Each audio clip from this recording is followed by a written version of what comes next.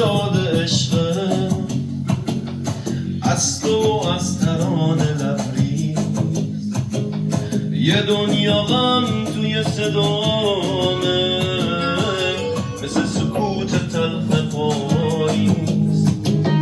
من یه پرنده غریبم، من از نژاد آسمونم، میونه این همه ستاره من یه شهاب بینشونم.